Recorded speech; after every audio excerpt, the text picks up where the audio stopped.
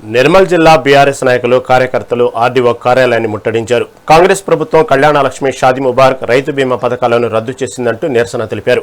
ఈ మేరకు అధికారులకు వినతి పత్రం సమర్పించారు. కాంగ్రెస్ చర్యల వల్ల పేదింటి ఆడబిడ్డలకు, రైతులకు తీవ్ర నష్టం జరుగుతుందని ఆరోపించారు. సీఎం రేవంత్ రెడ్డి వెంటనే స్పందించి ఈ పథకాలను పునరుద్ధరించాలని జిల్లా బీఆర్ఎస్ నేతలు డిమాండ్ చేశారు.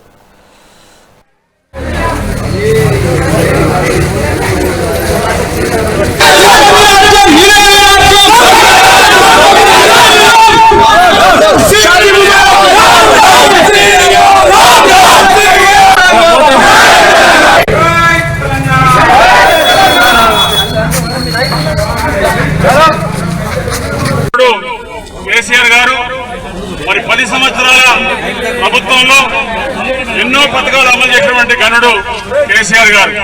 ముఖ్యంగా వ్యవసాయ రంగానికి రైతు బంధు అయితేమి, రైతు బీమా అయితేమి, ఉచిత కరెంట్ అయితేనేమి ఎన్నో పథకాలు పెట్టడం జరిగింది. అలాగే మరి సంక్షేమ పథకాలు ఎవరు అడగలే, ఎవరు చెప్పలే.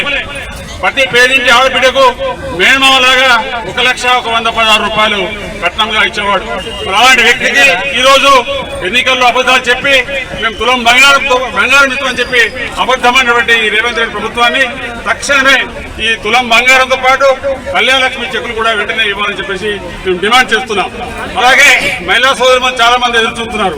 మా ఇంట్లో ముసలి వాళ్ళు ఉంటే 2,000 నుంచి 4,000 చేస్తాం, అలాగే అవ్వకు తాతకు ఇస్తామని చెప్పడం జరిగింది.